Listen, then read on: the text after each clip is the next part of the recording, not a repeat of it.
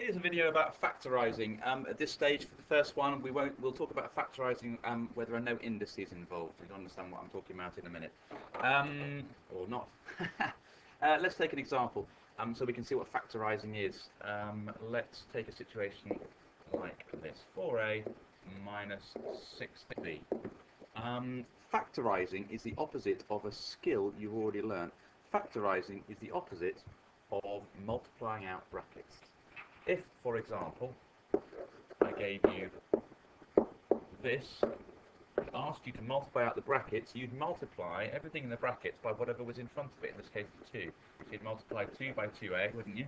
And you'd multiply 2 by minus 3b. So you'd get 2 times 2a, which is 4a, and you get 2 times minus 3b. 2 times minus 3 is minus 6. You get minus 6b. And you'd end up with that expression that I gave you here. So factorising is when you do the opposite of what I've just did here. Okay, so instead of multiplying out the brackets, what you do when you factorise, you start with an expression like this, and you put it into brackets, and you do that by finding the factors, the common factors of the terms within that expression. So in this expression here, 4a minus 6b, we have two terms, don't we? We have 4a and minus 6b. And so very simply, what you do is you ask yourself, what can I divide, if anything, can I divide both of those terms by? And the answer, of course, is I can divide 4 and minus 6 can both be divided by 2, can't we?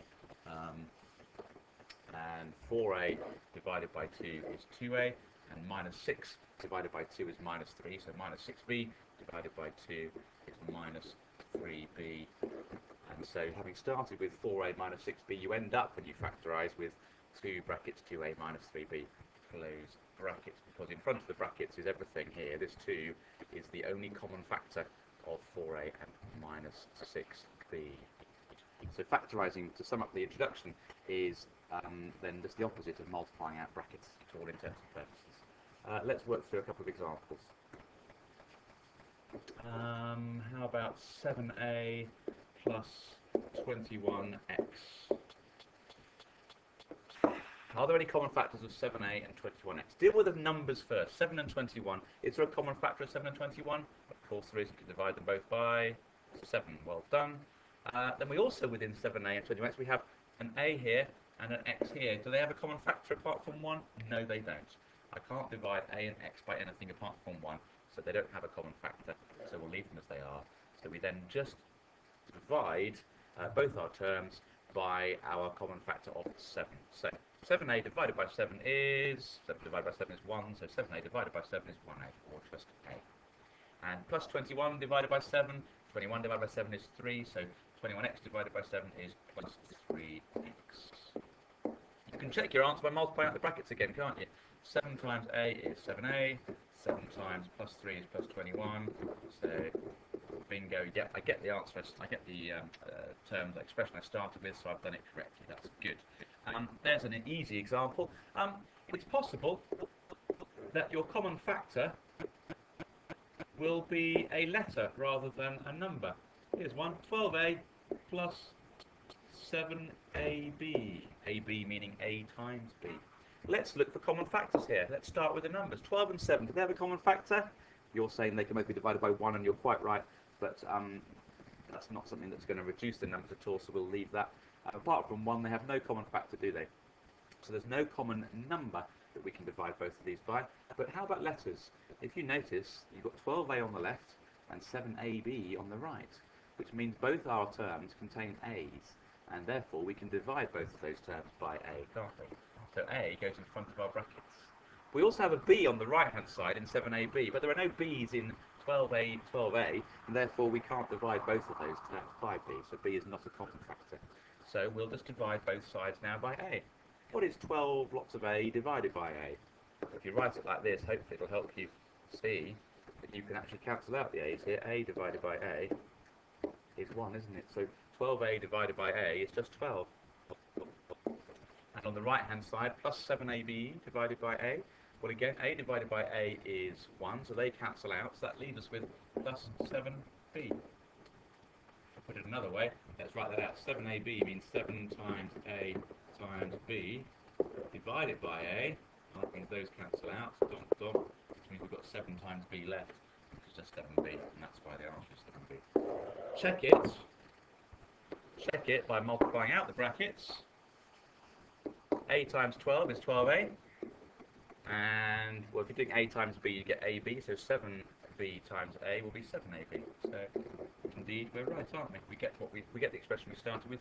We must be doing something right. Okay. So sometimes your common factor will not be a number; it will be a letter. Sometimes, of course, you might have more than one common factor. Your common factors might be numbers and letters. Here we go. Let's have 12xy. It's 12 times x times y minus 16xz. Okay.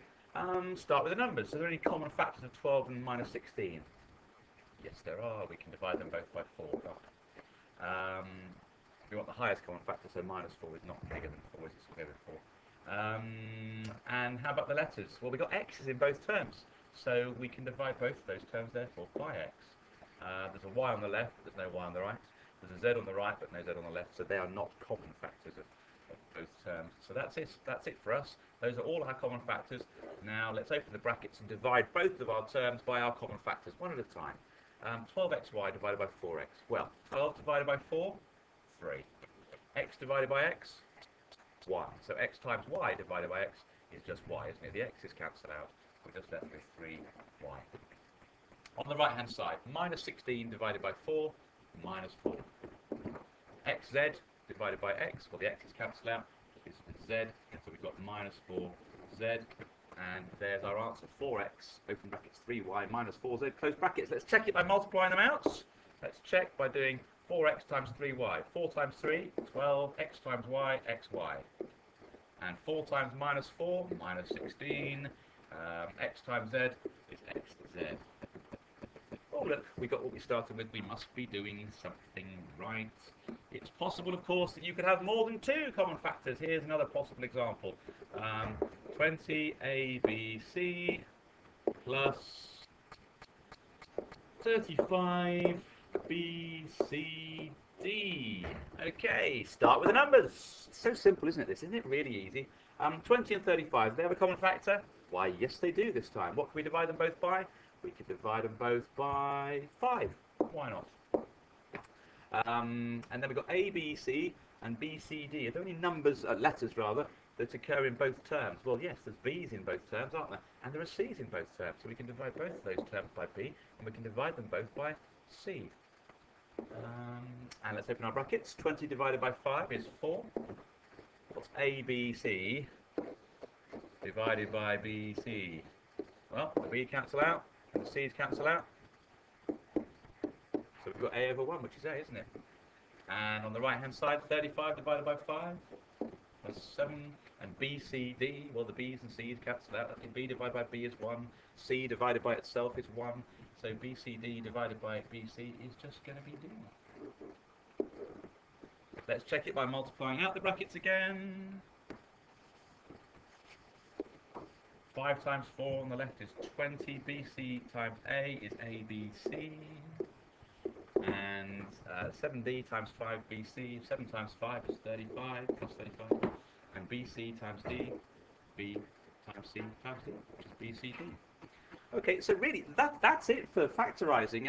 I'll do another video in a little bit anon, where we have some terms that include indices. It's a little bit more complicated, but not very much, to be honest. And really, the greatest danger here is you just make yourself think that it's more complicated than it really is, because hopefully you've got the impression from watching this and listening to this, it's just a question of breaking those terms down. I mean, this term here, 20ABC, has 4 different components, doesn't it? It has 20 and A and B and C. But as long as you break each of the terms down into individual components, then it's not out of the question that you can do this. You start with the numbers and say the 20 and 35 have a common factor.